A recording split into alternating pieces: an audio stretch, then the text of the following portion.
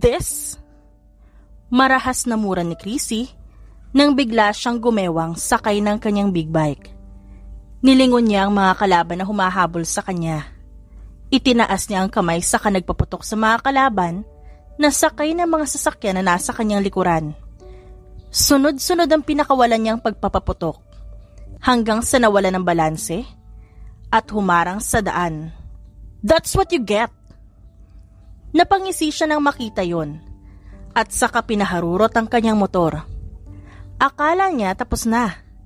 Ngunit gano'n na lang ang panlalaki ng kanyang mata nang makitang may nakaharang sa kanyang dadaanan. Buwisit! Nasa na ba ang backup? Naiinis niyang turan. Medyo bumagal ang kanyang patakbo. Boss, malapit na sila. Sagot ng nasa kabilang linya. Hinanda niya ang sarili. Gaano kalapit, Deshna? Hindi sila aabot. Naiinis na saad niya sa kanyang kanang kamay. Huminga siya ng malalim. Kahit na kitang nakaabang ang mga kalaban sa kanya at nakaumang ang mga baril nito, hindi siya huminto. Deshna, hindi na ako makakahintay ng backup. Pero boss, angal nito, umiling siya at determinado sa gagawin. It's okay. Ikaw na muna ang bahala sa lahat habang wala ako.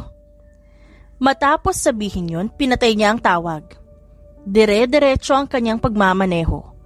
Hanggang sa lumiko siya sa pinakamaliit na daan papunta sa gubat. Napapaungol siya sa sakit nang may tumatamang mga matatalim na halaman sa kanyang braso. Pero hindi niya yun inalintana dahil nakasunod pa rin ang mga kalaban sa kanya. At ngayon, nagpapaulan na ito ng bala ng baril.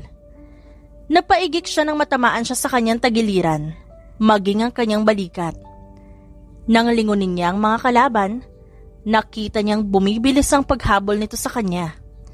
Nagtagis ang kanyang bagang at tinuon ang mata sa daan.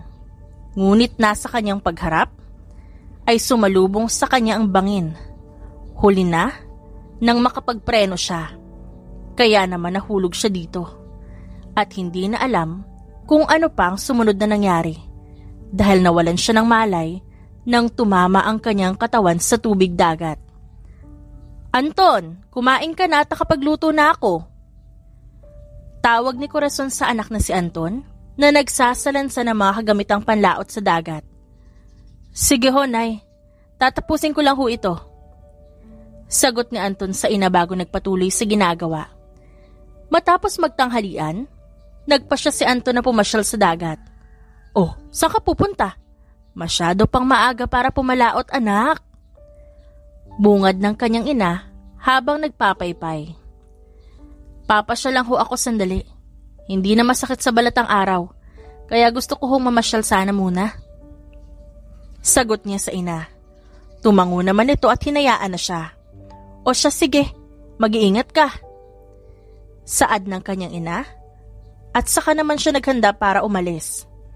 Payapa ang dagat, masagana ang hangin at hindi gaanong mainit kaya na-enjoy ni Anton ang kanyang pamamasyal. Nagpa siya nang bumalik sa pampangang binata nang may mapansin siyang nakalutang sa dagat. Hindi na sana niya yun papansinin kung hindi lang niya naaninag ang muka ng isang babae. Mabilis niyang sinagwan palapit ng bangka at tumalon sa dagat para sigipin ito. Nagising ang dalaga ilang araw mula nang dalhin niya ito sa kanilang kubo. Ngunit wala pa ito sa wisyo at nawawalan din ulit ng malay. Sa sobrang daming sugat at may tama pa ng baril, ay nagpatawag na lamang si Anton ng manggagamot at hindi na nagbalak pang dalhin sa ospital ang dalaga. Bakit kasi hindi mo na lang yan dalhin sa ospital? O kaya magtanong ka sa mga pulis sa bayan, anak. Nakakaabala na ang babaeng yan sa atin. Tignan mo nga, tulala na naman oh. Tignan mo. Litanya ng kanyang ina at nilingon niya ang dalagang nakatanaw lamang sa labas at walang imik. Medyo magaling na ang mga sugat nito. Ang problema, nagkaroon nito ng komplikasyon sa ulo, sabi ng kanyang kaibigang doktor na tumingin sa dalaga. Kaya ngayon nakatulala ito. Nay, hayaan nyo na. Nakita nyo naman ang dinanas niya. Baka nga may nagbabalak ng masama sa kanya Kaya dito na muna siya hanggat di tayo nakakasigurado. Mahinahon niyang sagot sa ina. Napailing naman ito. Iyon na nga eh. E paano kung kriminal pala yan? Sa mga sugat na natamo niyan, hindi lang ordinaryo oh. Kaya anong malay natin kung nagpapasok ka ng kriminal dito sa bahay? Anito sabay lingon. Sa dalaga na bigla itong tumayo. Napaawang ang labi ni Anton nang basta na lang lumabas ito sa kanilang bahay. Sandali, saan ka pupunta? Habol niya. Hinawakan niya ang kamay nito at pinaharap. Uuwi na ako. Wala sa sariling sagot nito. Walang emosyon sa mga mata. Nagsasalita ka na ngayon? Mabuti kung ganun. Pero saan ka uuwi? Alam mo ba? Mahinahon niyang tanong dito saka tumabi sa dalaga. Napatingin ang dalaga kay Anton. Nakakunot ang noon nito. Alam mo ba kung saan ka uuwi? Muling tanong niya. Sasagot na sana ito nang dumating ang kanyang ina. Ano, paalis na ba yan? Mabuti kung ganon nang hindi na makaabala sa atin. Nagpaypay na naman ito at masamang tinignan ng dalaga. Nay, tawag ni Anton, humarap ang dalaga sa kanyang ina. Oh, at ba't ganyan ka makatingin sa akin? Ano, ikaw na nga itong tinutulungan, wala kang utang na loob? Hindi inaasahan ni Anton ang ginawa ng kanyang ina. Kaya nang ambang itutulak nito ang dalaga, hindi niya napigilan. Ngunit gano'n na lang ang panlalaki ng mata niya nang ang kanyang inang sumubsob sa buhanginan at hindi ang dalaga. Pumalahaw sa iyak ang kanyang ina habang ang dalaga ay walang emosyong nakatingin lang. Napakurap si Chrissy sa nangyari. Doon lang nagbalik ang kanyang wisyo sa kasalukuyan. May matandang nakahandusay sa sahig na inaalo ng isang lalaki. Nagpalingalinga siya sa paligid. Paano siya napunta doon at bakit siya naroon? Bakit ako nandito? Naguguluhang tanong niya. Napalingon si Anton sa kanya at napakunot ng noo. Walang yakang bruha ka, wala kang galang? Paano ka ba pinalaki ng mga magulang mo at ganyan ka makaasta sa mga nakatatanda sa'yo? Walang respeto? Napataas ang kanyang kilay. Tumayo ang matanda at masama ang tingin sa kanya. Nirerespeto ko lang yung mga taong karespe-respeto. Sagot niya.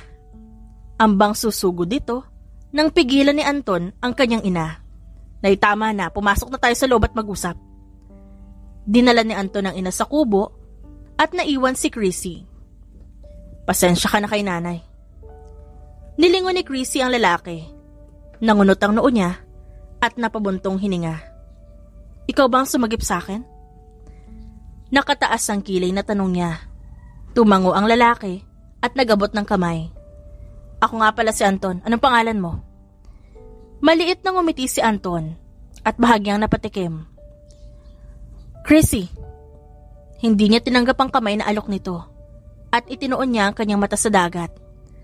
Napapakamot sa ulo na ibinaba ni Anton ang kamay at naupo na sa tabi ng dalaga. Chrissy, kamusta ang pakiramdam mo? Ilang araw kang walang malay at nang magising ka nakatulala ka lang. Napalingon siya dito at napaawang ang labi sa nalaman.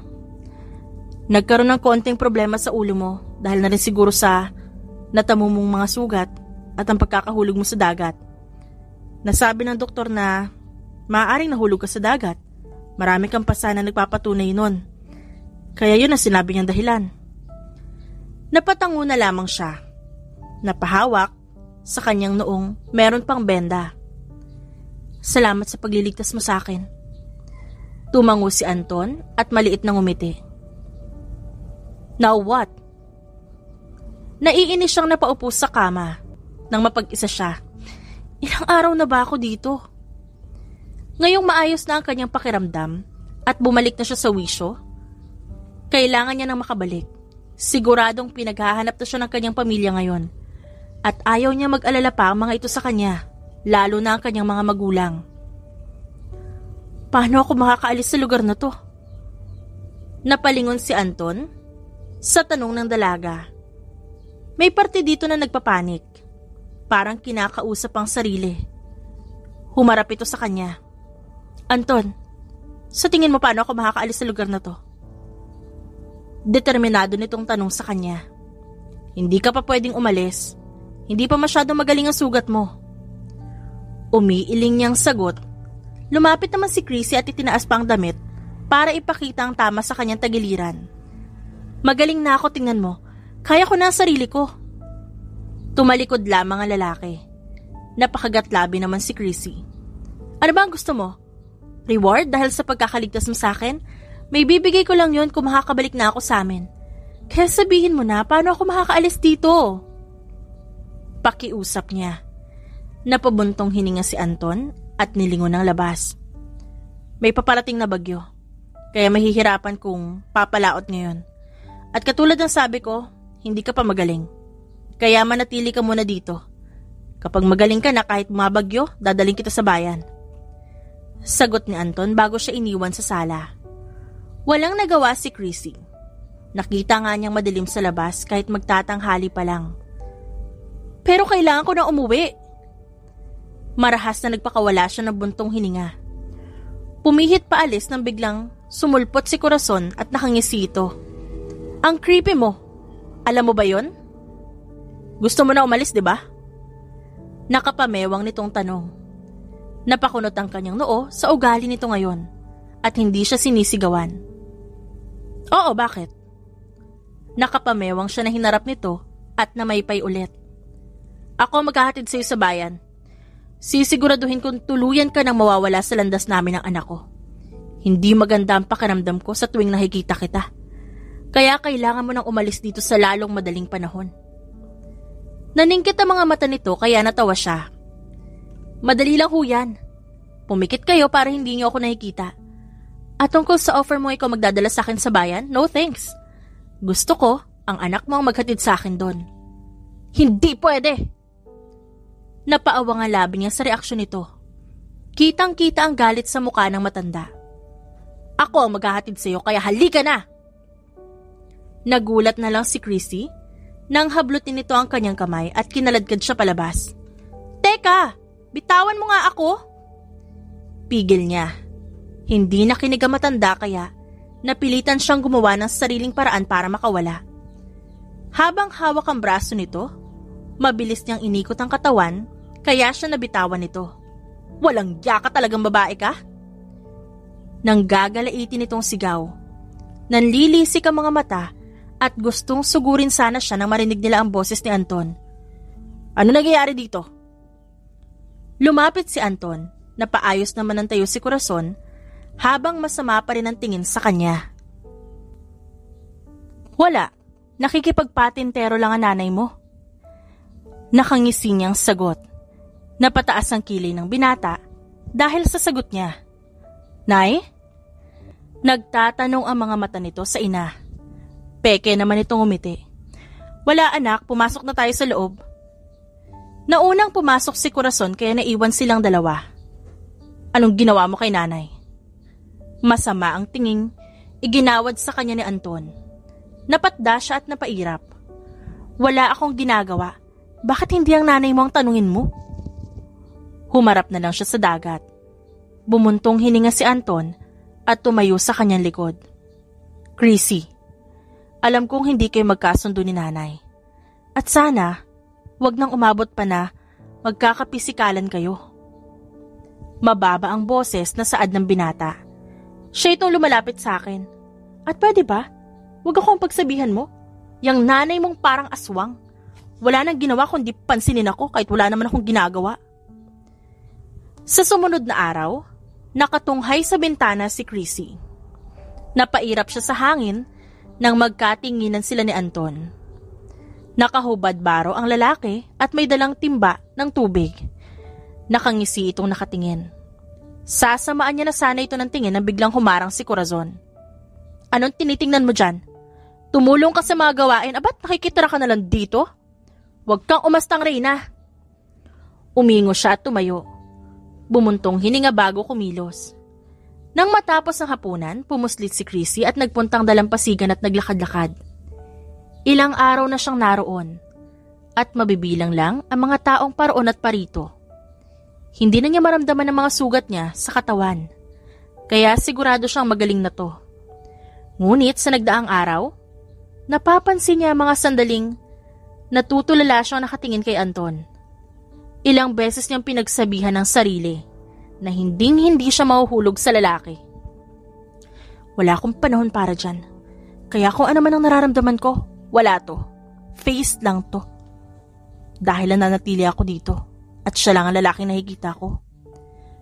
Pagkausap niya sa sarili, tumingala sa langit at maliit na napangiti. Pwisit kasi, hindi ko dapat to nararamdaman eh.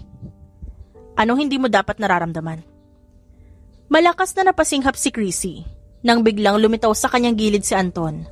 Seryoso ang mukha nito at kahit buwan lang ang nagsisilbing liwanag para makita ito, hindi maipagkakaila ang kakisigan ng lalaki. Nang una niya ito makita, namangha siya. Kahit marami na ang lalaking nakakasalamuhan niya noon pa man, bukod tangi itong nakaagaw sa kanyang atensyon. At hindi aakalain na isa lamang itong mangingisda. Kung tutuusin, papasa itong modelo. Anong ginagawa mo dito? Tanong niya at saka nag-iwas ng tingin. Ako dapat na nagtatanong yan. Gabi na. At bakit nandito ka pa sa labas? Napalingon si Chrissy nang maramdaman niya ang kamay na pumatong sa kanyang balikat. Ngumiti si Anton matapos mailagay ang jacket nito sa kanya. Malamig na, kagagaling mo lang. Salamat. Sagot niya pagkatapos ay inayos ang pagkakalagay ng jacket. Nanatili sila doon na ilang minuto at nagkwentuhan. Nalaman niyang nagbabakasyon lang palang binata sa isla. At bilang libangan, ay nangingisda at ibinibenta sa bayan ng iba. Napagkasunduan din nilang sa susunod na araw, isasama siya ni Anton sa bayan. Maganda umaga. Nakangiting bungad ni Chrissy kay Anton. Galing itong palaot. Kinuha niya ang dala nito at inilapag sa gilid at ibinigay kay Anton ang kapeng tinimpla niya.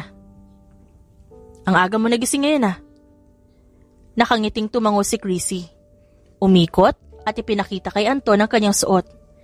Ipinahiram sa akin ng nanay mo tsaka isasama mo ako ngayon sa bayan, di ba?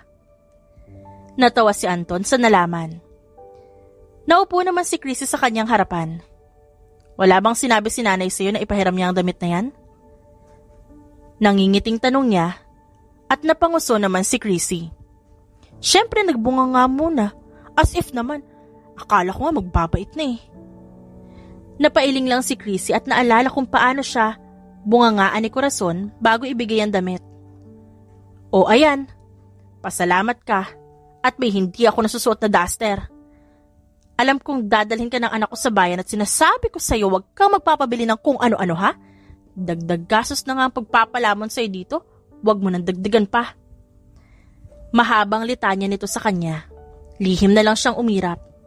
Salamat po at huwag kayong mag-alala. Hindi po ako magpapabili ng kung ano-ano sa anak nyo. Matapos niyang sabihin yun, tinalikuran niya ito. Gusto ko to, Anton. Bili mo ko. Napailing na lang si Anton nang kumuha si Chrissy ng banana cue. Nagbayad siya at sinundan ng dalaga. Nandito sila sa bayan ngayon.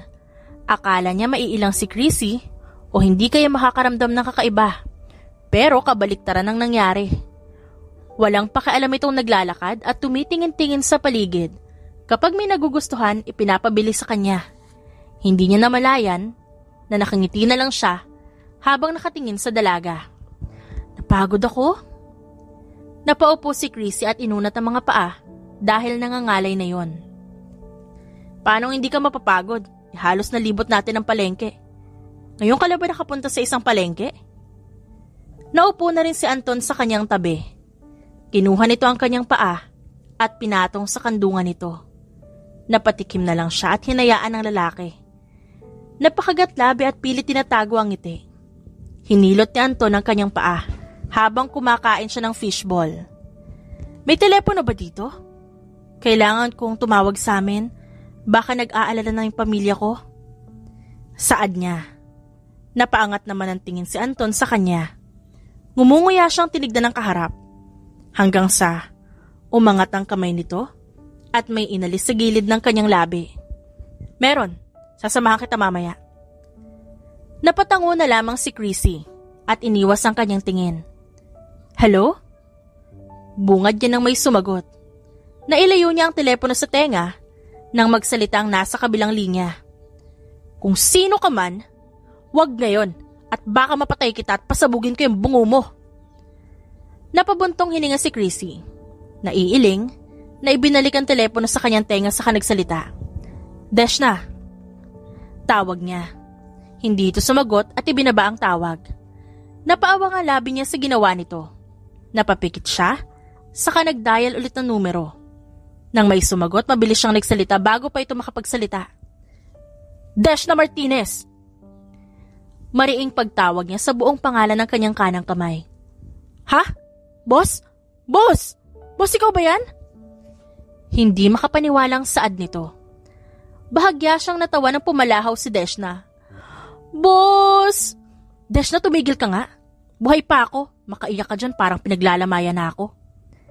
Saway niya dito. Mas lalo namang lumakas ang pagpalahaw ni Deshna. Ikaw nga yan, boss. Mabuti buhay ka pa. Ang tagal ka naming hinanap. Ba't ngayon ka lang tumawag? Pangaral nito, pero umiiyak pa rin. Ang OA ng dating. Kaya naman napairap si Chrissy. Deshna, makinig ka pwede ba? Hindi ito ang tamang oras para magdrama. Ikaw kasi, boss. Ba't ngayon ka lang tumawag? Ikakasal na ang panganay niyo. Nasaan ka na ba at nang masundo ka na? Yun na nga, Deshna. Hindi pa ako makakauwi kaya... Naputo lang sasabihin niya nang muling magsalitang nasa kabilang linya. Anong hindi ka makakauwi, boss? Bakit? Deshna, makinig ka kasi muna. Hindi pa ako makakauwi sa ngayon. Gusto ko kung nasan ako. At ipapakiusap ko sana sa'yo, wag muna itong sasabihin sa pamilya ko. Sabihin mo lang sa kanila na nasa maayos akong kalagayan at hindi muna ako makakabalik dyan ngayon. Pero boss, sigurado magtataka sila lalo na ang tatay mo. Hinahalughog na ng bawat sulok ng Pilipinas, makita ka lang. Napabuntong hininga siya sa narinig at napakagat ng labi. Basta, bigyan mo lang ako ng sapat na oras. Ikaw na muna ang bahala sa kanila, may kailangan lang akong klaruhin. Ano naman ang kaklaruhin mo, boss? Huwag mo sabihing inlababo ka. Napasinghap siya sa sinabi ni Deshna. Napatakip sa bibig ang kamay. Hindi, ano ka ba? Manahimik ka. At sundin mo na lang ang inuutos ko sa'yo. Okay, boss, copy. Ako nang bahala. Pero, pwede ko ba malaman kung nasan ka? No, at wag mo ako subukang i-trace. Kundi malilintikan ka sa akin. Nanlalaki ang mga matang sagot niya. Napahagikgik naman si Deshna. Uy, si boss, inlababo nga. Humagalpak ito ng tawa, kaya napairap na lang siya sa hangin. Matapos ang tawag, binalikan ni Chrissy si Anton. Napahinto siya nang makita si Anton at komportable itong nakikipag-usap sa mga taong nagtitinda. Hindi niya namamalayang napapangiti siya. Nang bumaling ang lalaki sa direksyon niya, mabilis siyang napaayos ng tayo. Napatikim at naging seryoso, saka naglakad si Anton palapit sa kanya. Tapos ka na? Tumango siya. Kung ganon tayo na, at baka gabihin tayo sa laot. Inabot nito ang kanyang kamay, kaya napaawang ang labi niyang nagpatangay. Hawak ni Anton ang kanyang kamay at hindi niya maintindihan ang nararamdamang kagalakan sa puso. Masaya siya, napakagat labi at napagdesisyonan na mananatili muna siya sa isla. Katulad ng sabi niya kay Deshna kanina, gusto niyang klaruhin kung ano ba talagang nararamdaman niya para sa lalaki. Tahimik ka. Puna ni Anton sa dalaga. Mula nang umalis sila sa bayan, naging tahimik ito. May nangyari bang hindi maganda sa tinawagan mo kanina? Wala naman. May naisip lang ako. Bahagyang umiti si Chrissy. Si Anton naman, napatango na lamang. Nang makabalik sila sa kubo, si Corazon agad ang bumungad sa kanila at nakasimangot. Masama ang tingin kay Chrissy at napatikim siyang nag-iwas ng tingin sa matanda. Nay, may pasalubong po si Chrissy sa'yo. Saad ni Anton. Napaawang ang labi na nilingon ni Chrissy ang lalaki na kangiting lumapit sa ina at binigay dito ang supot ng mangga. What? Bulong niya sa sarili. Hindi makapaniwala. Nang bumaling sa kanya si Anton, ngumisi lang ito at kumindat pa. Oo. Naalala ko ng isang araw, nakatingala ka kasi sa puno ng mangga, baka gusto mo.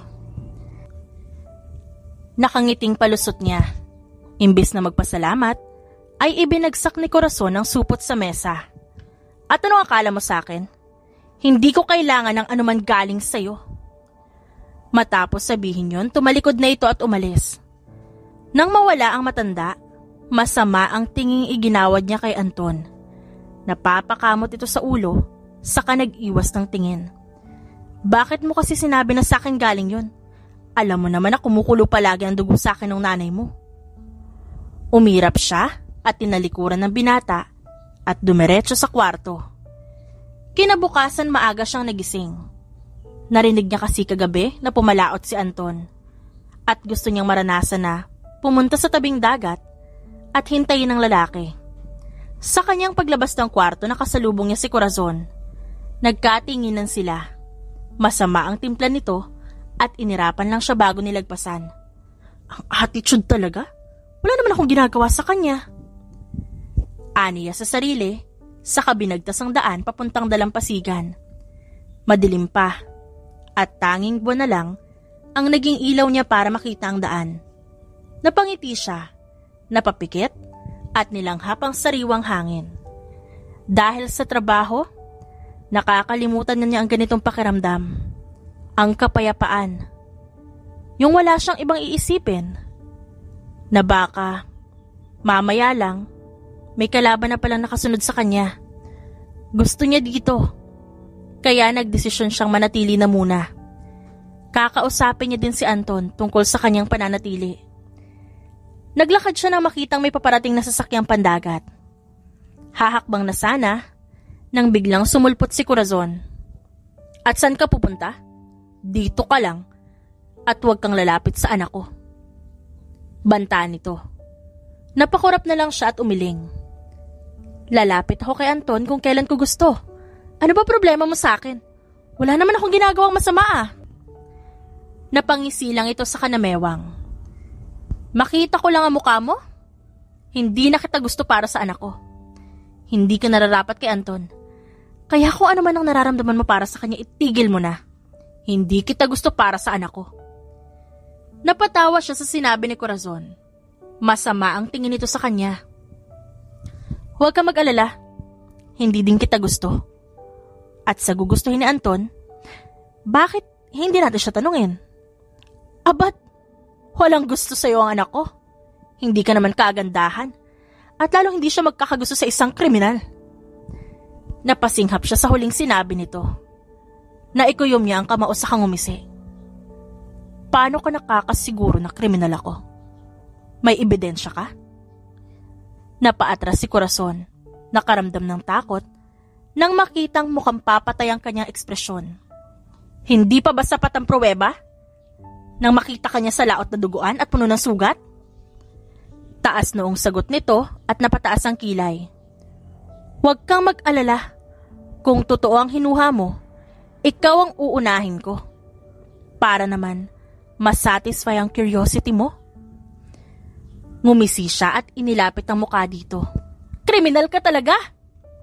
Sigaw nito. Umayo siya ng tayo at napabuntong hininga bago iniwan ng matanda.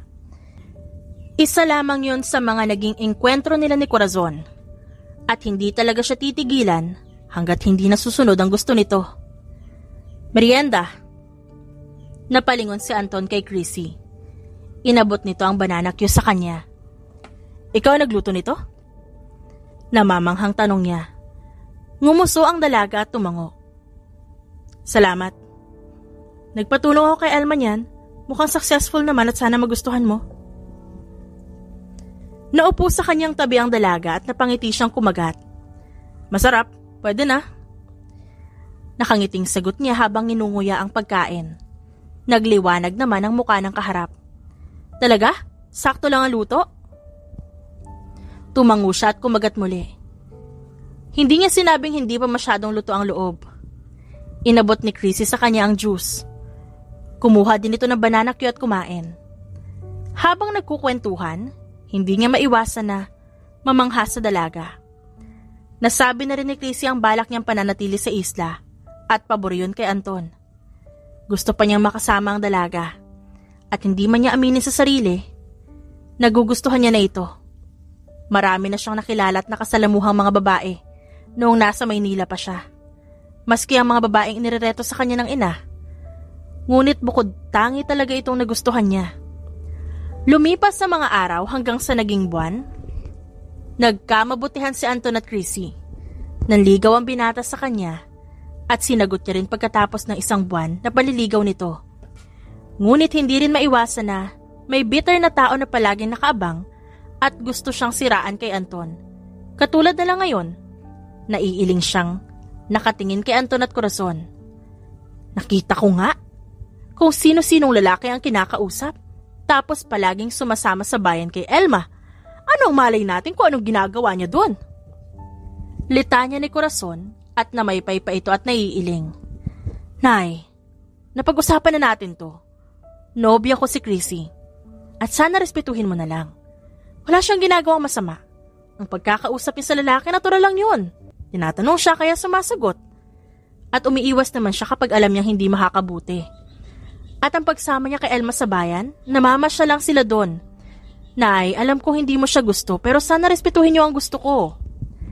Paliwanag ni Anton sa ina at umismid lang si Corazon nang bumaling ito sa kanya at saktong nagkatinginan silang dalawa. Bahala ka! Basta sinabihan na kita. Hindi maganda ang pakiramdam ko sa babaeng yan. At huwag mong hilingin na magugustuhan ko siya at hinding-hindi yun mangyayari. Hinding-hindi! Tumalikod na si Corazon at naiwan si Anton na napabuntong hininga na lang na nilapitan ng kanyang nobya. Pagpasensyahan mo na si nanay. Huwag ka mag-alala, pasasaan ba at matatanggap niya rin tayo. Hinapit niya sa bewang ang nobya at niyakap ito. Sus, malaki ang pagkadisgusto ng nanay mo sa akin. Kaya hindi na ako aasa na magugustuhan niya ako, hayaan mo na. Basta ang mahalaga, gusto natin ng isa't isa. Kaya ayos na yun sa akin. Sagot niya at yumakap pabalik sa nobyo. Oo naman, ang mahalaga gusto natin ng isa't isa. Tumatangong sagot ni Anton. Humiwalay ito sa yakap at hinaplos ang kanyang pisngi. Mahal kita, Chris. Kaya kahit anong sabihin ni nanay, wala siyang magagawa. Ikaw ang mahal ko. Napanguso siyang hinampas ang dibdib nito. Natawa naman si Anton sa kinuha ang kanyang kamay at dinala sa labi nito. Kahit anong paninira ang sabihin ng nanay mo, mahal mo pa rin ako? Nakataas ang kilay na tanong niya. Hinalikan ni Anton ang kanyang noo bago sumagot. Walang makakapagpabago sa nararamdaman ko para sa iyo, Chrissy. Madamdaming sagot nito at hinawakan ang kanyang kamay. Mahal din kita. At kahit anong gawin ng nanay mo para mapaghiwalay tayo, hindi kita iiwan. Determinado niyang sagot at malawak ang ngiting niyakap ang nobyo. Anton? Tawag ni Chrissy nang hindi madatna ng nobyo sa kusina at sala. Nakasalubong niya si Corazon, kaya bahagya siyang umiti. Magandang umaga ho. Nakita niyo ho ba si Anton? Magalang na tanong niya, matapos bumate. Sinamaan lang siya nito ng tingin, umirap at nilagpasan siya. Walang maganda sa umaga kung ang mukha mo ang nakikita ko. Parinig nito at dumiretso sa kusina. Napailing na lang siya. Sinusubukan niya makasundo ito. Nanay pa rin ito ng kanyang nobyo. Kahit anong gawin itong paninira at kahit hindi siya nito gusto niyang rumispeto. Pinalaki siya ng mga magulang niya ng maayos. May respeto sa kapwa. Kahit pa gano'n ang linya ng kanilang trabaho. Sabi nga nila kung gusto mong respetuhin ka, rumespeto ka din sa kapwa. Kahit na dapat ay mandatory ang pagbibigay ng respeto. Naabutan niya sa labas si Anton na may kausap na babae. Napataas ang kanyang kilay at humalukip-kip. Kita niya kung paano humampas ang kamay ng babae sa kanyang nobyo, habang si Anton ay halatang umiiwas at naiilang. Hanggang sa magawi ang atensyon nito sa kanya, kumaway at naglakad palapit. Hinapit ang kanyang bewang at saka siya hinalikan sa noo. Gutom ka na? Nakapagluto na ako ng almusal. Kita mo ba? Kain ka na. Hinawakan nito ang kanyang kamay at inaya siya pumasok sa loob. Nang sumulpot ang kausap nitong babae kanina. Anton, baka pwedeng sumabay sa almusal niyo. Gusto ko rin makausap si Chang Corazon at nabanggit niya sa akin na dati tutulungan niya ako. Nakangiting saad ng babae kay Anton at hindi man lang bumaling sa kanya. Pinanliitan niya ito ng tingin at ramdam ang haplos nito sa kanyang bewang. Pasensya na, Mary Ann. Sakto lang kasi sa aming dalawa yung niluto kong almusal. At kung gusto mo makausap si nanay, nasa likod bahay siya. Sagot ni Anton at napanguso ang babae na tumingin sa kanya. Ganon ba? Sige, sa susunod na lang. Kakausapin ko na muna ang nanay mo.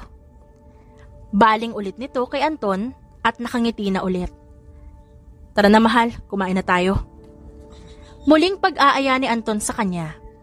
Napairap siya at humiwalay sa hawak nito saka na unang pumasok sa bahay. Pinaghila siya ng upuan ni Anton. Naupo siya at pinabayaan itong pagsilbihan siya. Nagngingit-ngit ang kanyang pakiramdam. Huminga siya ng malalim para pakalmahin ang sarili. Kain na mahal. Tinanguan niya lang ito, inabot ng tubig at uminom naman. Sino yung babae? Hindi mo man lang ako pinakilala. Basag niya sa katahimikan at napahinto naman si Anton at tumingin sa kanya. Si Mary Ann. Kapitbahay. Sagot nito. Dahilan para tumaas ang kanyang kilay. Close sila ng nanay mo? Ibinaba niya ang kubyertos. Si Anton naman nagpatuloy lang sa pagkain at nagkibit-balikat. Matapos kumain, si Anton ang nagpresentang magligpit. Kaya naman lumabas siya para sana magpahangin. Nang madat na niya ang dalawang babaeng nagtatawanan. Nilagpasan niya ang dalawa at dumiretso sa kung saan ang duyan na nakasabit sa puno. Mauupo na sana siya nang tawagin ni Corazon. Itinaas ito ang kamay at sumenya sa kanyang lumapit. Huminga siya ng malalim at naglakad patungo doon. Halika dito, Chris. Ipapakilala kita kay Mary Ann. Nabanggit niyang hindi ka pinakilala kanina ni Anton. Napataas ang kilay niya. Malawak ang ngiti ni Corazon at nanibago siya bigla. Ni minsan hindi pa niya nakitang ganito kasaya ang ina ni Anton. Ngayon lang. At ang babaeng kaharap ang dahilan. Naku, Chang, si Anton naman kasi hanggang ngayon hindi pa rin nagbabago. Tumatawang saad ni Mary Ann, kaya napailing naman si Corazon. Hindi talaga, at sigurado ako hanggang ngayon mahal ka pa nun. May asungot nga lang ngayon, kaya ganito ang nangyayari. Oo nga pala, ito si Mary Ann, nobya noon ni Anton. Nagtagis ang kanyang bagang at napairap. Ilang sandali pa tumingin siya kay Mary Ann. Ganoon din ito sa kanya at naglahad ng kamay. Tinaasan niya lang ito ng kilay. Nawala ang ngiti sa labi ni Mary Ann nang hindi niya tinanggap ang kamay nito. Wala ka talagang modo? Singhal ni Corazon. Napaatras naman siya at inilaga ng kamay ni ihahampas ni Corazon. Choice ko naman kung tatanggapin ko hindi yung kamay niya, di ba? Lalo na't napaka-obvious na. Ganito yung ginagawa niyo para ipahiya ako. Wala po akong pakialam kung anong tingin niyo sa akin. Tao akong humaharap sa inyo kaya sana naman tao niyo rin akong ituring. Saad niya. Parang maamong tupa na hinawakan ni Mary Ann si Corazon na masama ang tingin sa kanya. Hayaan mo na siyang ayos lang. Mukhang nagsiselos na ho ang bagong nobya ni Anton kaya aalis na lamang ako. Saad ni Mary Ann at hinawakan naman na matanda ang kamay nito para pigilan. Ano? Hindi ka aalis. Kung dapat may umalis dito, siya yon. Galit na itinuro siya ni Corazon. Walang gana niya itong tinignan at nagkibit-balikat. Sige, aalis na ako. Tumalikod na siya at bumalik sa duyan. Ayaw na niyang pansinin pa ito at siguradong magkakagulo na naman. Siya na ang iiwas. Naupo na siya sa duyan kahit rinig niya ang walang humpay na panggagaliitin ni Corazon. Nakaidlip si Chrissy. Nagising na lamang siya nang may mahinang tapik sa pisngi niya. Nang magmulat, bumungad sa kanya ang nakangising kaibigan. Surprise! Sarap ng tulog natin ah. Kanina pa kita ginigising. Sabi nga ni Anton, wag na muna kitang istorbohin eh. Natatawa nitong saad at napaupo naman siya. Elma, anong ginagawa mo dito? Iniistorbo mo yung tulog ko. Sinamaan niya ito ng tingin. Umupo sa kanyang tabi ang kaibigan. Kasi naman ateng, fiesta sa bayan sa susunod na linggo. Yayayain sana kitang sumama at nang hindi ka nabuburyong dito. At saka, nabalitaan ko may kasalang bayan na magaganap. Baka gusto niyo magpakasal ni Anton. At malay mo, pag nagkaanak na kayo, maging boto na si Aling Corazon. Saad nito at nagtaas baba ng kilay. Naiiling lang siya at sumandal sa duyan. Alam mo, Elma, ang kasal, sagrado yun.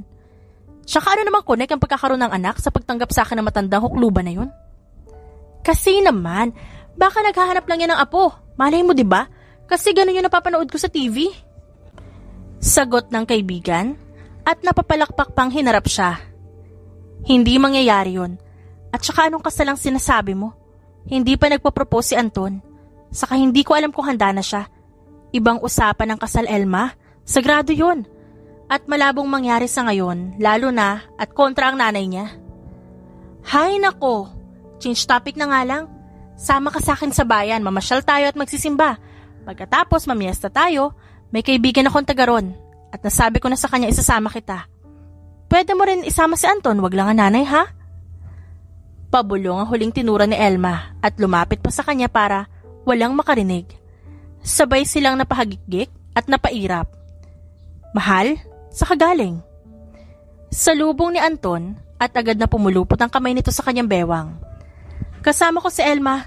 Nasabi niya sa akin na magbebenta kami ng isda bukas. Saad niya. Bahagyang nanlaki ang mga mata ni Anton sa kanyang sinabi. Hindi mo na kailangan magbenta, Chris. Sapat naman ang kinikita ko. O baka may gusto kang ibang bilihin. Sabihin mo lang. At pupunta ako ngayon sa bangko. Natawa siyang hinampas ang braso ng nobyo at kita ang pag-aalala nito. Ano ka ba? Wala ko ibang gustong bilihin o anuman. Gusto ko lang sumama kay Elma sa paglalako para may experience, ganun. Nagkibit balikat siya at napabuntong hininga naman si Anton. Mainit, Chris. Mapapagod ka lang. Dito ka na lang sa bahay o kung gusto mo na mamasyal sa ibang lugar, sasamahan kita. Alok nito, napanguso naman siyang umiling. Payagan mo na ako, please. Gusto ko masubukan at saka para na rin mapatunayan ko sa nanay mo na kaya kong gawin yun. Na kaya ko rin gawin ang kayang gawin ni Mary Ann na yun. Hinawakan ni Anton ang kanyang pisngi at pinaharap. Wala kang dapat patunayan, Chris. Ikaw ang mahal ko. Alam kong hindi kayo nagkakasundo ni nanay. Pero sigurado akong darating ang panahon na magkakasundo din kayo. Umingos lang si Christy. Naalala niya ang naabutan niya kanina lamang. Naku, ang babaeng yun. Walang-wala yun sa'yo, Mary Ann. Hindi nga marunong maglaba. Maghugas ng pinggan si Anton pa ang gumagawa. Tapos ikaw, naglalako ka pa na isda, hindi ba? Ang sipag-sipag mong bata ka. Kaya nga botong-boto ako sa'yo eh. Magalang, mapagmahal, hindi katulad ng bruhang yun na walang galang. Si Chang naman, masyado niyo akong pinupuri. Gustong-gusto ko din naman po kayo. Sayang nga lang nagkahiwalay kami ni Anton. Sagot ni Mary Ann, at ang matanda naman, hinaplos ang likuran ng babae. Tumalikod na si Chrissy. Hindi niya matansya at baka sumabat na naman siya. Chrissy, bumalik ang diwa niya nang hawakan ng nobyo ang kanyang pisngi. Ayos ka lang ba? Natulala ka na? Ayos lang. May inaalala lang ako. Payagan mo na ako, okay? Mag-iingat naman ako eh, tsaka kasama ko si Elma. Kumbinsi niya at wala nang nagawa pa si Anton kundi pumayag na lang. Dumating ang araw ng kanilang paglalako ni Elma. Nakasalubong pa nila si Mary Ann na naglalako din ng isda. Hindi niya ito pinansin, pero si Elma, hindi niya namalayang wala na sa kanyang tabi.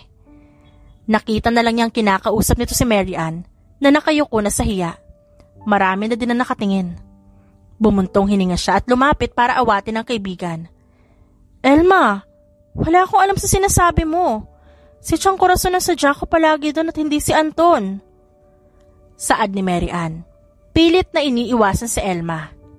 Humarang si Elma kay Mary Ann, kaya hindi ito makaalis. Akala mo hindi ko alam? Kahit hindi sabihin sa akin ni Chrissy, alam ko nagpupunta ka doon para magpapansin kay Anton. Alam mo may kasintahan na yung tao, pinipilit mo pa rin yung sarili mo? Mahiya ka nga.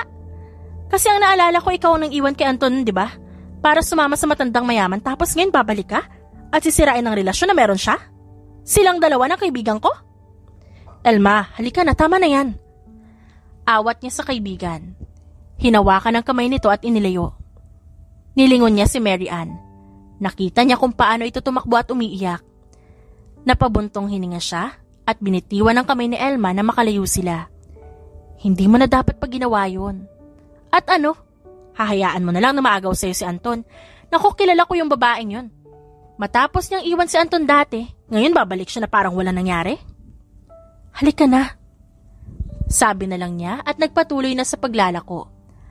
Araw ng kapistahan, sinundo siya ni Elma sa bahay. Nakapagpaalam na din siya kay Anton.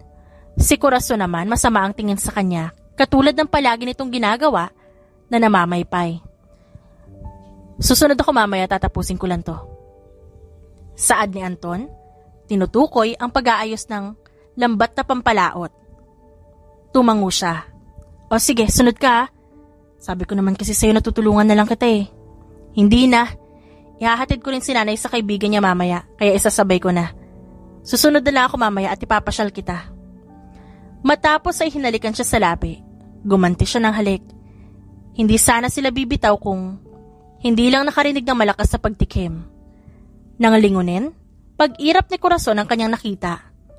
Nanay mo talaga epal, no? Natawa na lang si Anton. Saka siya hinalikan ng mabilis sa labi. Nang makarating sa bayan, hindi magkamayaw si Elma. Nang kalingkis ito sa braso niya habang palingalinga sa paligid. Maraming nagkakasiyahang tao, mga palamuti sa paligid at masayang tugtugan. Punta muna tayo sa simbahan. Pagkatapos, saka tayo maglibot. Masayang saad ni Elma. Tumango na lamang siya. Nilibot ang kanyang tingin sa paligid. Napakunot ang noo niya nang may mapansing kakaiba. Mabilis naglaho sa karamihan ng tao ang kanyang nakita. Mag-uusisa pa sana siya nang hilahin na ni Elma ang kanyang kamay. Wala na siyang nagawa at nagpatangay na lamang. Matapos magsimba, naabutan nila ang kaibigan ni Elma. Niyaya sila nito at ipinakita ang pinagkakaabalahan. Baka gusto niya magpakasal. Nakangiting sabi nito at inabot sa kanya ang form. Mamaya, tirahan mo kami at wala pa ang Prince Charming niya. Natatawang sagot ni Elma at hinampas niya ang braso nito. Tumigil ka nga, kahit gusto ko magpakasal hindi pa pwede, no? Aniya, ngumusulang naman si Elma at nakapag-usap pa sa kaibigan. Matapos maglibot, nagpunta sila ng kaibigan niya sa bahay ng kaibigan ni Elma at doon kumain. Maya-maya naman dumating si Anton na agad naman silang sinaluhan. Kilala si Anton sa lugar, kaya naman nagkayayaan sa inuman. Naku, hindi pwede. Ipapasyal ko ang misis ko. Sakay nito sa mga biro. Natawa na lang siya at napailing. Mula nang dumating si Anton, puro kantsaw ang natanggap niya. Kalaunan, nagpaalam na din sila na maglilibot na muna. Kahit na naikot na nila ni Elma ang lugar, iba pa rin kapag si Anton ang kanyang kasama. Nag-enjoy ka ba? Marahang tanong ni Anton. Nakasakay sila sa Ferris wheel at magkatabi habang nakayakap ito sa kanyang gilid. Oo naman, sobrang saya. Nilingon niya si Anton. Nagkatinginan sila at kalaunay nagdikit ang mga labi. Mahal kita, Chrissy. Mahal na mahal. Pinagdugtong ni Anton ang kanilang noo. Namumungay ang mga matang nakatitig sa kanya. Mahal din kita, Anton. Sobra. Pag-amin niya, saka muling naglapat ang kanilang labi. Matapos sa Ferris wheel, binalikan nila si Elma at doon nagkayayaan muli na mag-inom. Tinigdan pa siya ni Anton. Pinanliitan niya ito ng mga mata. Uminom ka na basta makakauwi pa tayo Wag sobra, lagot ka sa akin. Pagbabanta niya sa binata, kaya naman natawa siya nitong hinalikan sa pisngi bago humiwalay. Opo, konti lang. Naginuman sila hanggang sa lumalim ang gabi. Ramdam na niya ang pagkahilo pero masaya. Kasama niya ang mga kababaihan sa grupo niya. Ganoon din si Anton sa kanyang grupo ng mga lalaki. Hanggang sa dumating ang kaibigan ni Elma at si Elma naman ay tinawag nito. Tuwang-tuwa pa ito, lalo na nang pinakita ang hawak nitong form. Kinuha yun ni Elma at dinala sa kanya at kitang-kita ang pamumulan ng mukha nito sa kalasingan. Ateng, tignan mo, nagtira talaga ng form para sa iyo yung dalawang kaibigan ko. Naku, wag mo daw to sayangin. Saad ni Elma at tinawag ang kaibigan nito at humingi ng ballpen. Anong gagawin ko dyan? Nalilitong tanong niya. Pinahawak ni Elma ang ballpen sa kanya at itinuro sa form kung saan siya pipirma. Baliw ka talaga. Hindi ako pipirma kundi pipirma si Anton, no? Natatawang aniya at wala na rin sa wisyo. O sige, sandali. Mabilis na tumayo si Elma at tinungo si Anton. Napahagikgik siya nang makitang napakunot ang noon ng nobyo at napatingin sa kanya. Kumaway na lamang siya. Nailing si Anton saka nakita niya itong pumirma. Nagtatatalon sa tuwa si Elma. Kaya nang bumalik ito sa kanya, malapad ang ngiti sa labi nito. Sabi sa'yo gusto ko din pakasalan ni Anton. Tiga mo, pumirma siya. Ipinakita nito ang pirma at kahit hilo, inabot niya ang ballpen at pumirma. At sa sumunod na araw, nalaman na lang niyang kasal na siya. Ateng! Malakas na sigaw ni Elma ang nagpagising sa kanya. Sapo ang ulo na naupo sa higaan. Nilingon niya ang katabi at payapa itong humihilik. Napangiti siya at hinaplos ang pisngi ng nobyo. Saka bumangon. Ano ba yan, Elma? Ang layo mo pa pero yung bunganga mo nang bubulahaw na. Ano bang problema mo? Sita ni Corazon, ang naabutan niya na makalabas ng tuluyan. Napatikim naman si Elma. Magandang umaga ho, Aling Corazon. Gising na po ba sila? Alanganing tanong ni Elma. Napangiwi nang sinamaan ng tingin ni Corazon. Walang maganda sa umaga ko, Elma. Mga tulog pa. At anong oras na nakauwi kagabi? Ano bang pinaggagawa niyo at sobrang lasing ang dalawa? Naglakad siya palapit sa dalawa. Agad naman siyang napansin ng kaibigan at ikinaway nito ang hawak. Ateng! Magandang umaga ho. Bati niya sa matanda. Umirap lang ito at tinalikuran siya. Lumapit naman si Elma sa kanya. Napapikit na lang at napakamot sa ulo. Ateng! Itong form, ayan, registered na. Nag-aalangan, ngunit natutuwa na saad ni Elma at binuklat pa sa harap niya. Sa nanlalabong paningin binasa niyang nakasulat at nanlalaki sa bawat letrang nababasa niya. Marriage certificate? Napalakas ang boses niya. Nagulat naman ang katabi at naibaba ang hawak. Napahawak si Chrissy sa pisngi at inalala ang nangyari kagabi. Teka, wag mo sabihin hindi mo naalala. Tinanong pa nga kita ng information mo At si Jillian at Julius ang nagsulat. Kasi hindi ko makita yung sinusulat ko at kaninang umaga pagpasok niya sa munisipyo ito agad ang inasikaso niya. Kaya dinaanan ko na at dumiretso ako dito sa inyo. Paliwanag ni Elma. Habang siya ay parang pinagbagsakan ng langit at lupa at napaupo. Ano nangyari? Bakit? May problema ba, mahal? Tanong ni Anton nang paglabas niya ay madatna ng kanyang kasintahan. Napatingin ito sa kanya. Napakurap-kurap na kalaunay na paiyak. Mabilis na dumalo si Anton at niyakap ang nobya.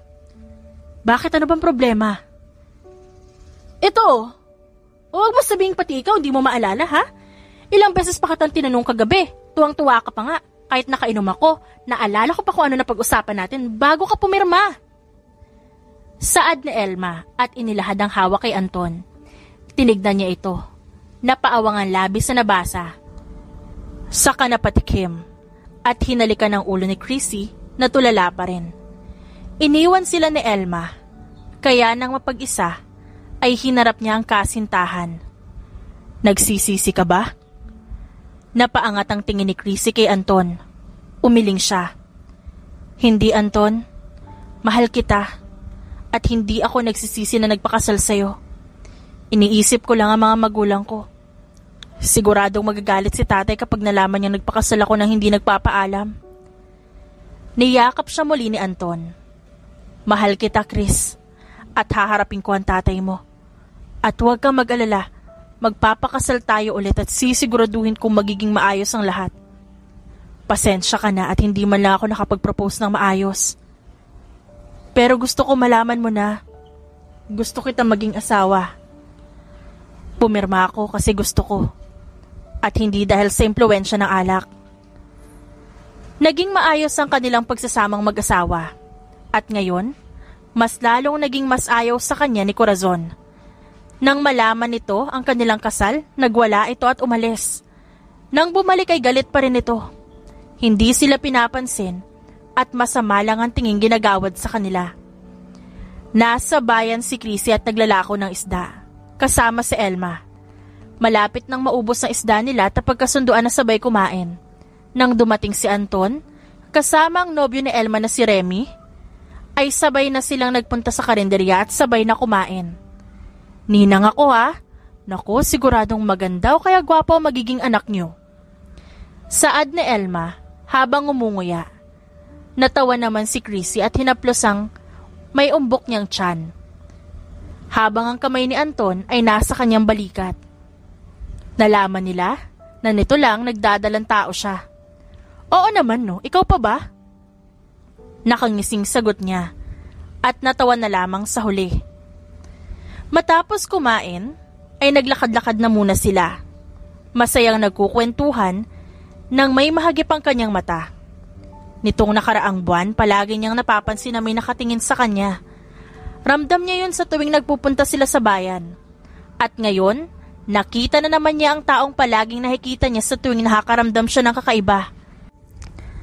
Nagpaalam siya sa mga kasama na may pupuntahan at nag-alok naman si Anton na samahan siya ngunit tumanggi siya. Gusto niyang makasigurado. Mabilis lang ako, babalik ako agad. Babalikan ko lang yung nakita kong pagkain kanina. Aniya sa asawa at hinaplos ang pisngi nito. Sasama na lang ako mahal. Buntis ka. At alam natin kung ano ang pwedeng mangyari. Pagpupumilit ni Anton, napabuntong hininga siya at tumango na lang. Gagawa na lang siya ng paraan mamaya para makasalisi dito. Magkahawak kamay silang pumunta sa tindahan ng puto. Si Anton na ang kumuha at nagbayad nun. Agad naman siyang pasimpleng umalis nang hindi nito namamalayan. Naging mabilis ang kilos niya at binaybay ang daan kung saan niya palaging nakikita ang lalaki. Napasinghap siya at nagkagulatan sila pareho. Nanlaki ang mga mata niya at maging ang mata nito at tatakas na sana nang mabilis ang naging kilos niya at nahawakan ang manggas nito sa katinulak sa tagong pader. Ilang buwan na kitang napapansin. Palagi kang nakasunod. Sino ka? At sinong nagpadala sa'yo dito para manmanan ako? Napatingala ang lalaki sa ginawa niyang pagtulak sa leeg nito. Sinisigurado ko lang napatay ka na. Pero mukhang ngayon sigurado akong buhay na buhay ka. Nakangising sagot ng lalaki. Nagtagis ang bagang niya at ginitgit ito. Sabihin mo sa akin kung sinong boss mo. Si Madrigal ba ha? Tumawa ang lalaki. Hindi mo na kailangan pamalaman. Nagulat siya sa ginawa nito. Mabilis nitong inialis ang hawak niya. Sa lakas nito, napaatras siya at tuluyang nakawala ang lalaki. Naitukod niya ang kamay at napahawak sa kanyang tiyan. Nag-aalab sa galit ang kanyang mata na tiningala ito. Sa tingin mo, makakatakas ka dito ng buhay? Mapanuyan niyang tanong. Nakita niya kung paano nawala ang kulay sa mukha ng lalaki. Kung inutusan nga ito ng kanyang kalaban, siguradong kilala siya nito. Magbibilang na ako, ukusa kang susuko. Saad pa niya. Napalunok ang lalaki at pilit na pinatatag ang sarili at umayos ng tayo. Hindi mo ako matatakot. Marami ako naririnig sa inyo magkakapatid pero hindi ako naniniwala. Babae lang kayo. Anong laban niyo sa aming mga lalaki? Mas malakas pa rin ang lalaki at wala kayong panama, mga walang kwentang babae. Saad ng lalaki. Pero nang makita ang nakakakilabot ng ngisi niya, napaatras ito. Ganon ba? Babae lang kami, ha? Natawa siya. Masyadong mababang uri ang lalaking ito para sabihin na babae lang siya. Mukhang hindi mo nga ako masyadong kilala. Kasi kung ako sa'yo, hindi mo dapat minamaliit lang ang pagiging babae. Lang? Huwag mong nilalang ang kakayahan ng kababaihan. Dahil kaya namin higitan kung anong kaya niyo gawing mga lalaki. Bago pa makasagot ang kaharap, mabilis niya na itong inatake. Hindi yun inaasahan ng lalaki kaya nanlaki ang mga mata nito. Babae lang pala. Pinagpag ni Chrissy ang kamay. Matapos maitali ang lalaki, ay agad niya itong tinignan. Oops! Huwag kang maingay. Kung ayaw mong tapusin ko na ang buhay mo ngayon pa lang. Banta niya dito. Nilagyan ng nakitang tela ang bibig nito. Pasalamat ka at di pa kita papatayin. Hahayaan ko ang kapatid kong si Via ang mag-asikaso sa'yo. Nanlaki ang mata ng lalaki at umiling sa sinabi niya. Nailing siyang napangiti. Tinalikuran nito at tinahak ang pabalik na daan. Iniwan niya ang lalaki doon at binalikan ng asawa. Mahal, saan ka galing? Bigla ka na lang nawala, may nangyari ba? Lumapit ito sa kanya at niyakap siya. Gumanti naman siya ng yakap. Naihi kasi ako kaya nakibanyo muna ako doon. Nguso niya kung saan siya galing. Nilingon yun ni Anton at napabuntong hininga na lamang. Sa susunod, sasabihin mo sa akin para masamahan kita. Hindi ako mapakali hanggat hindi kita nakikita. Mahal naman, tandaan mo naman yun palagi. Hinaplos nito ang kanyang pisngi at napangiti siya. Opo, magpapaalam po ako sa susunod. Pero kailangan ko palang tumawag. Punta muna tayo sa telepono. Bakit? Babalik na ba tayo sa Manila? Nagtatakang tanong nito. Hinawakan ng kanyang kamay sa kasabay silang naglakad. Mangangamusta ako sa amin at tatawag ako para magpasundo. Mukhang kailangan ko na umuwi. Ilang buwan na rin ako dito. At gusto ko makilala mo ang pamilya ko. At malaman nila magkakaanak na tayo. Nakangiting sagot niya. Napatango si Anton. Sige mahal, at magpapaalam na rin ako kay nanay. Pero may sasakyan naman na pwede nating sakyan kung gusto mo nang bumalik. Saad nito at dinala sa labi ang kanyang kamay. O sige, sasakyan mo ang gagamitin natin. Pero kailangan ko pa rin na magpasundo. Para na rin sa kaligtasan natin. Ayoko lang magkaroon ng aberya. Kung yun ay kapapanatag ng loob mo, mahal, gawin natin. Nakangiting tumango siya. Nang makarating kung nasa ng telepono, ay si Anton ang nagbayad habang tinatawagan niya ang kanang kamay. Deshna. Napasinghap siya nang marinig ang putukan sa kabilang linya. Boss, ikaw ba yan? Sandali lang. Mga animal na to, ang lakas ng loob na sagurin tayo kasi wala si boss. Sigaw ni Deshna at putok ng baril ang maririnig sa kabilang linya. Napaupo siya. Ayos ka lang? Lumapit si Anton at naupo sa kanyang tabi at tumango siya. Oh, si boss pala, boss! Saad ni Deshna na tinadyakan pa ang taong nakahiga na sa sahig. Napabuntong hininga na lamang si Chrissy at sinabi ang kanyang sadya. Palihim niyang sinabi ang tungkol sa lalaki at ito na daw ang bahala. Matapos ang tawag, umuwi na sila. Dumiretso siya sa kwarto para makapagpahinga habang si Anton nagpaalam na kay Corazon para sa kanilang pag-alis. Mabilis ang nangyari, nakita na lang ni Chrissy ang sarili na sakay ng sasakyan ni Anton habang nakasunod sa likod ang kanyang mga tauhan. Kung hindi tulog sa biyahe ay kumakain lang siya. Hindi siya nag-aalala dahil kasama niya ang kanyang mga tauhan. Pero nagkaaberya pa rin. At natunugan ng mga kaaway ang kanyang pagbabalik. Kaya naman napapayuko na lang siya sa tuwing may tumatamang bala sa sasakyan. Anong nangyayari? Bakit may nagpapaputok sa atin? Naguguluhang tanong ni Anton. Napapayuko din sa tuwing may tumatamang bala sa kanilang sasakyan. I'm sorry. Kung kailangan mo pa tumasaksihan, magpapaliwanag ako kapag nasa maayos na tayong kalagayan. Nilingon niya ang mga tauhan na nakikipagpalitan ng putok sa kalaban. Naipiling niya ang ulo nang makita si Deshna na nagpapaulan ng balas sa kalaban. Napailing na lang siya, saka humarap sa daan. Magsasalita na sana nang biglang gumewang ang sinasakyan hanggang sa huminto yun. Shit! Flat ang gulong!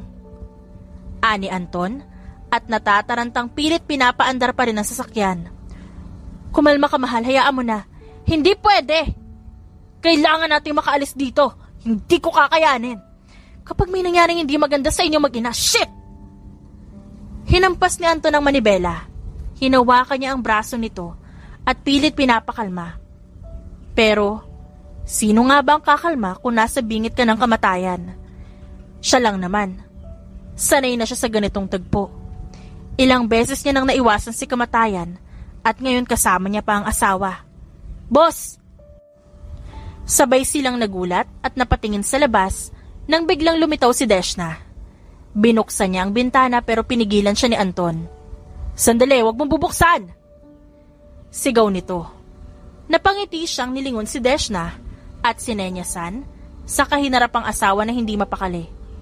"Mahal, makinig ka. Hindi siya kalaban.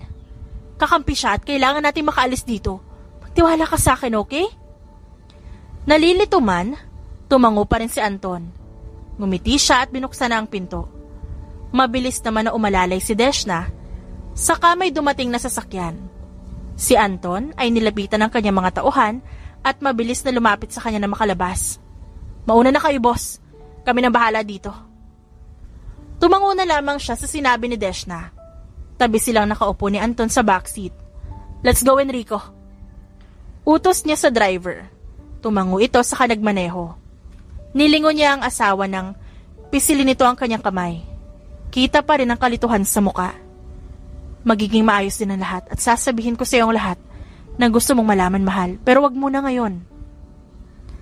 Nang makarating sa bahay niya, hinawakan niya ang kamay ni Anton at sabay silang pumasok. Mabilis na sumalubong ang isang tauhan at may binulong. Napakunot naman ang noo ni Anton at bahagya siyang hinila. Napatingin si Chrissy sa kanya. Tumikhim siya at hinapit ang asawa. "Sasamahan ka niya sa magiging kwarto natin. May kailangan lang ako asikasuhin." "Sasama ako. Sa nangyari ngayong araw, sa tingin mo hahayaan kitang mag-isa? Wala akong tiwala sa mga tao dito. Kung saan ka pupunta at sasama ako." Sagot nito sa kanya. Napalingon si Chrissy sa tauhan at mabilis naman itong naglaho sa kanilang harapan at saka siya hinarap. "Mahal, makinig ka. Hindi ka pwedeng sumama dahil delikado at..." "Kung delikado, dapat mas lalo akong sumama, di ba?" Hinawakan niya ang balikat ng asawa. Napakagat-labis si Chrissy at tumango na lamang. "O sige." Pagsuko niya at hinawakan ang kamay ni Anton. "Sasama ka na, pero magpahinga na muna tayo. Magpapahatid na lang ako ng pagkain sa kwarto natin." Saad niya at hinila na paakyat ang asawa at nagpaubaya naman si Anton hanggang sa makarating sila sa isang kwarto. Lumapit si Chrissy sa telephone at tumawag sa kasambahay para magpadala ng makakain. Habang si Anton ay nilibot ang tingin sa kanyang kwarto. May mga painting na nakasabit at mga baril at kung anumang armas ang nakapinta doon. Napatikim siya at nilapitan na lamang ang asawa. Napangiti naman si Chrissy at hinaplos ang ulo niya na ipinatong niya sa balikat nito. "Opo, pakidala na lang dito sa kwarto. Tsaka pagawa po ako ng puto ha. Salamat." Matapos ang tawag, humarap si Chrissy sa kanya na nakangiti. "Gusto mo muna maligo habang naghihintay sa pagkain?" "Sige, sabay tayo." Napairap si Chrissy at pinagbigyan ng asawa. Sakto naman nang matapos maligo, ay may kumatok sa pinto. Si Anton na ang nagbukas dahil nagbibihis pa si Chrissy. "Sir, magandang araw ho. Ito na po ang binili ni boss sa pagkain. At yung puto, susunod na lang ho mamaya at niluluto pa ni Manang." Tumango siya. Kinuha ang tray ng pagkain saka nagpasalamat. "Ay, nako, ngayon ko lang naramdaman yung gutom." Saad ni Chrissy at lumapit sa asawa. Saka yumakap sa bewang nito habang natatakam sa pagkain. "Kumain ka na, mahal. Masama sa buntis ang nalilipasan ng gutom." Ngumiti lamang si Chrissy. Hinayaan niya ang asawa na mag-asikaso sa kanyang pagkain. At matapos kumain, nakaramdam siya ng antok kaya inaya niya si Anton na magpahinga muna. Nakabantay naman si Anton. Mukhang nahahalata na may binabalak siya. "Hindi ako aalis, mahal. Matutulog lang tayo." "Mahal, mangako ka sa akin na hindi ka aalis na hindi ako kasama." Hinaplos nito ang kanyang pisngi, kaya napangiti siya. "Opo, gusto ko magpahinga na muna tayo ngayon at bukas na tayo mag-usap. Sasabihin ko sa iyo ang lahat at hindi ako maglilihim, promise. Nasa iyo na lang kung pagkatapos kong sabihin ang lahat sa pagkatao ko, kung mananatili ka pa rin, hindi naman kita pipilitin. Mahal, mahal kita. Kaya kung ano man ang sasabihin mo sa akin, tatanggapin ko." Napangiti siya at yumakap dito. Sana nga, mahal. Sana nga. Mahaba ang naging tulog ni Chrissy. Kaya nang magising siya ay wala na ang asawa sa kanyang tabi. Bumangon siya at nilapitan ng telepono. Tinanong kung nasa ang asawa niya. Naku, boss, nagpunta si Via kanina at naabutan si Sir sa kusina habang hinahanda ang puto na gusto nyo. Nagkausap sila tas hindi ko na po alam ang nangyari. Nakita na lang namin na walang malay si Sir. Paliwanag ng mayordoma. Nasapo niya ang noo at ibinaba ang tawag. Via! Madiing tawag niya sa pangalan ng kapatid. Natawa ang nasa kabilang linya. Relax, sisi. Wala akong ginagawa sa asawa mo. At dapat magpasalamat ka sa akin dahil wala nang sagabal at makakakilos ka na. Via! Pagbabanta niya dito. Oo na, ibabalik ko siya pagkatapos ng gagawin mo. Pero ngayon, dito na muna siya. Kikilalanin lang namin, huwag ka mag-alala. Binaba niya na ang tawag. Mabuti na rin ang ginawa ng kapatid at may tiwala siya dito. Nag-ayos siya, siniguradong secure ang kanyang tiyan. Tinawagan si Deshna para maghanda. Agad naman itong sumagot at nang maayos ang lahat umalis na sila. Ito na ba ang lungga ni Madrigal? Tanong niya kay Deshna. Tumango ito at nag-thumbs up pa. Oo boss, ito na nga. Nalaman din namin na siya may pakana ng aksidenteng nangyari sa iyo noon. Pati na rin ang mga tauhan na pinadala para siguraduhin na patay ka na nga. Malas lang nila. Hindi nila alam na masamang damo ka, boss. Hirit pa nito, kaya sinamaan niya ito ng tingin. Napatikhim naman si Deshna at napaiwas na lamang ng tingin. Kung ganon, tayo na. Marami pa tayong gagawin pagtapos ito. Tatango na sana si Deshna nang may maalala. Pinigilan nito ang kanyang kamay. Teka lang, boss. Di ba buntis ka? Nanlalaki ang matang tanong ni Deshna. O tapos? Nakataas ang kilay na tanong niya. Hala si boss, delikado kaya. Kami na lang maglilinis dito. Baka mapahamak pa ang future mafia boss namin. Pinaningkitan niya ito ng tingin at nailing. Kaya ko ang sarili ko, Deshna, kaya halika na. Mariing aniya. At walang nagawa si Deshna, kundi ang sumunod. Sa sumunod na araw walang ginawa si Chrissy kung hindi linisin ang mga kalaban. Pinahirapan pa ang iba dahil mas lumakas ang loob dahil sa pag-aakalang hindi siya kasama. Pero nang makita siya, nababahag naman ang buntot ng mga ito. Hindi dapat kayo nagtataksil sa organisasyon kung hindi nyo pala kayang panindigan. Tapos, isisisi nyo sa amin ang kapalpakan nyo? Saan niya? Matapos tanguan ang mga tauhan para tapusin ang buhay ng mga kalaban. Sa kabilang banda, ilang araw nang hindi mapakali si Anton. Hindi siya makalabas kung nasan man siya. Nagising na lang siya sa mansyon na yon. Ang huling naaalala niya, kausap niya lang si Via na nagpakilalang kapatid ni Chrissy. Hindi niya pinagdudahan yon dahil magkamukha naman ang dalawa at kilala din ang kasambahay. Hindi niya alam kung anong ginawa ni Via. Basta hinawakan lang nito ang kanyang leeg, nakaramdam siya ng sakit bago nawalan ng malay. Sigurado kang asawa yun na Ate Chrissy? Mabilis na nilingon ni Anton ang pinanggalingan ng boses. 2 babae ang papalapit sa kanya. Hi, hello! Napakunot ang noo niya sa masiglang pagbati nito. Seryoso ang kanyang muka. Inilahad naman ng babae ang kamay nito sa kanya. I'm Elvira. Vera for short. At bunsong kapatid ni Ate Chrissy.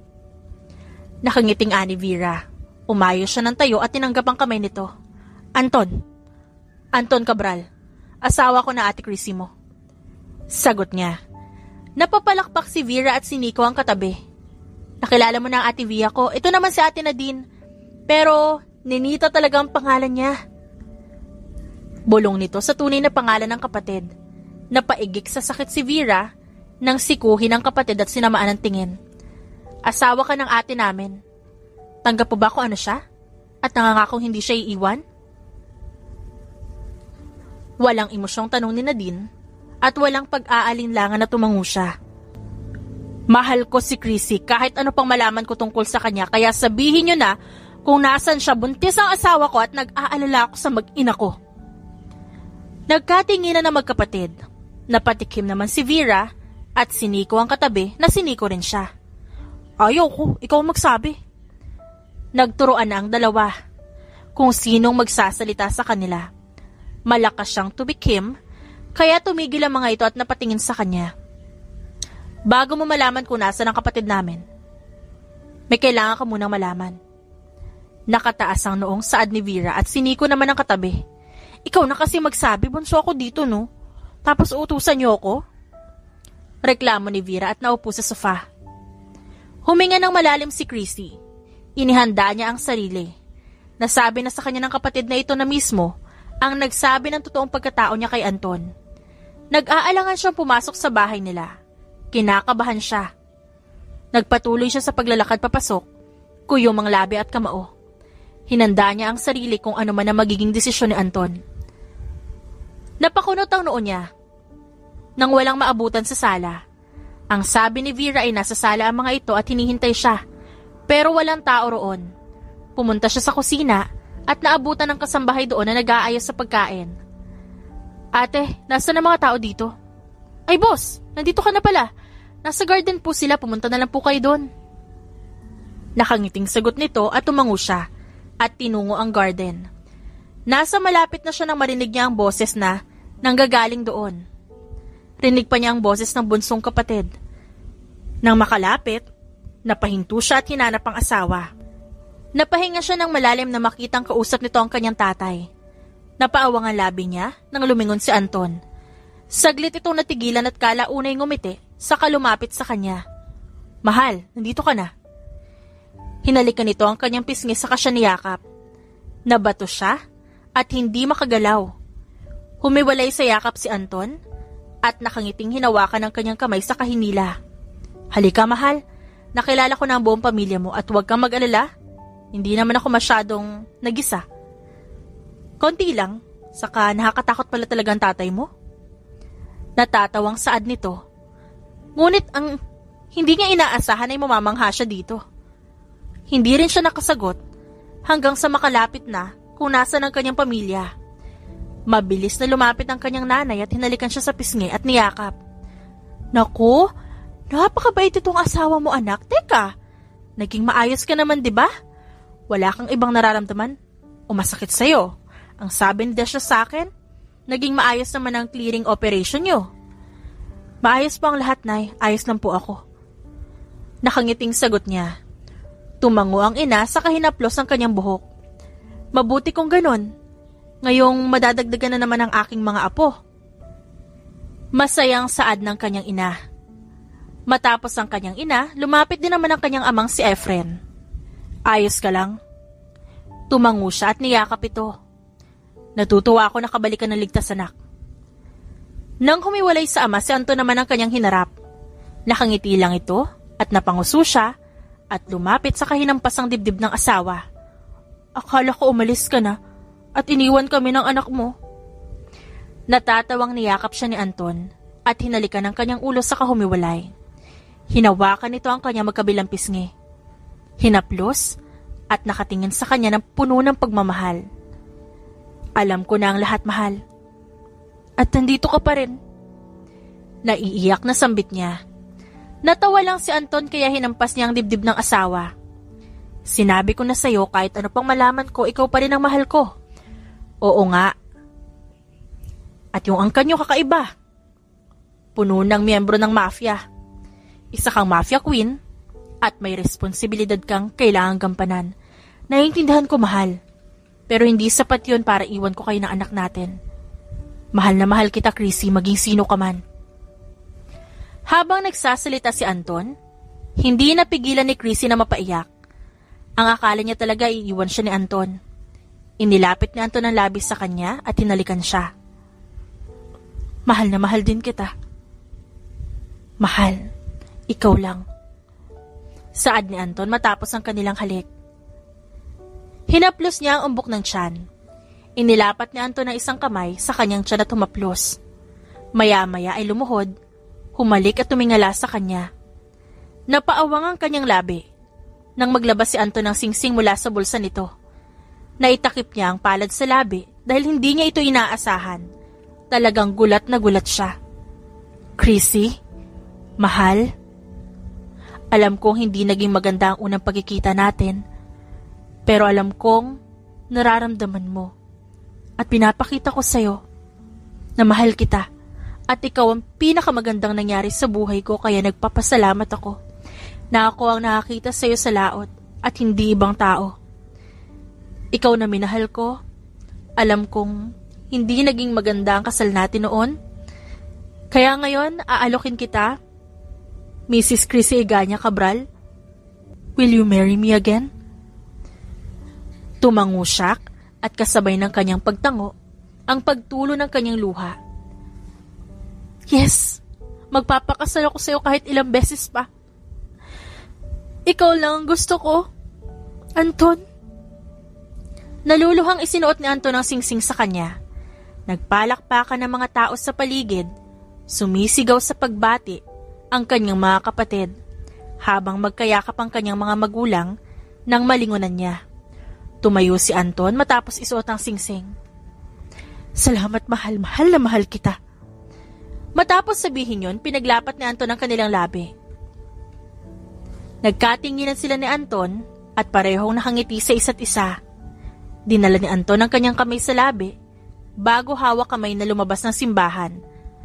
At kasabay nun ang sigawan ng mga tao at palakpakan.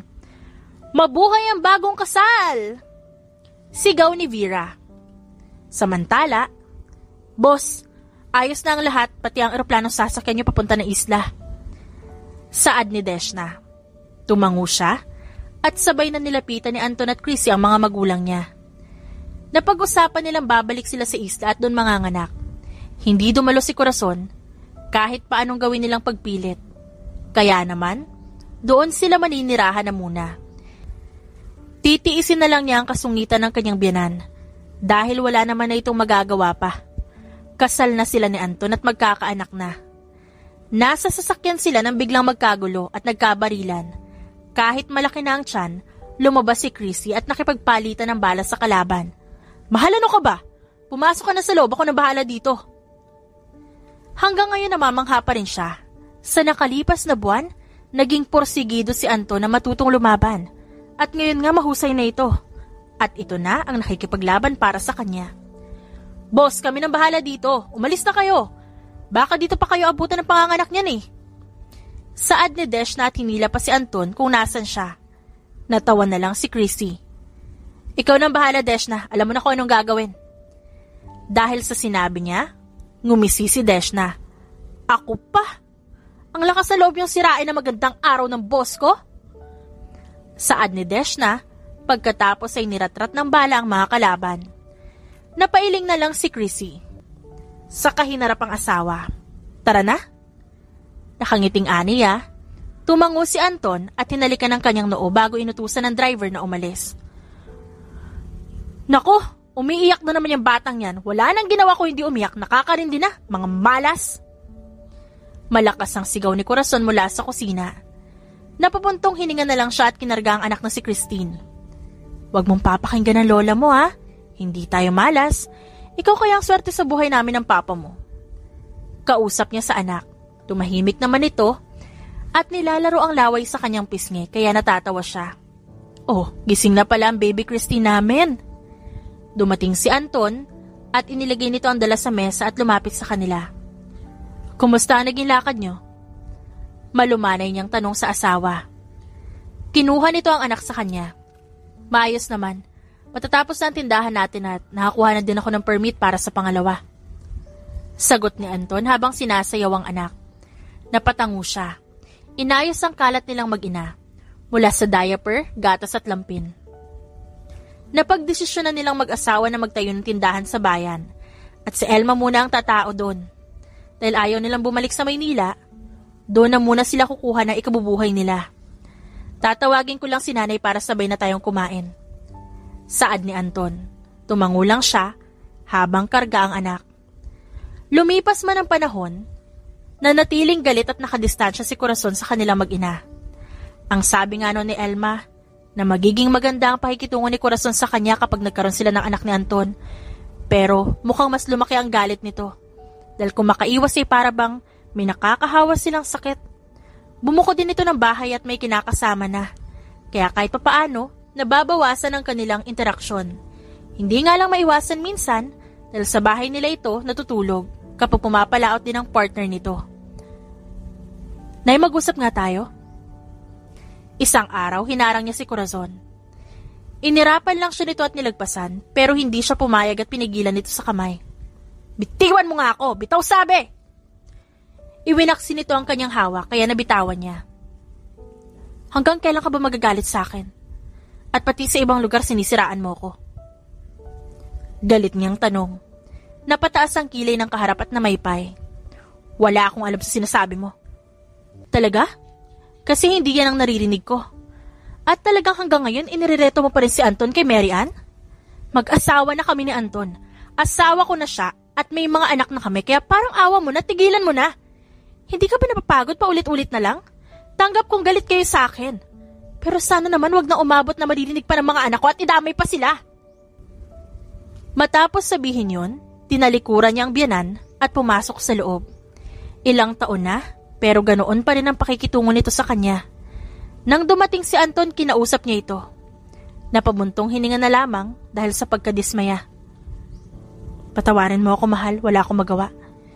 Hindi ko alam na gano'n ang ginagawa ni nanay, hayaan mo na at kakausapin ko siya.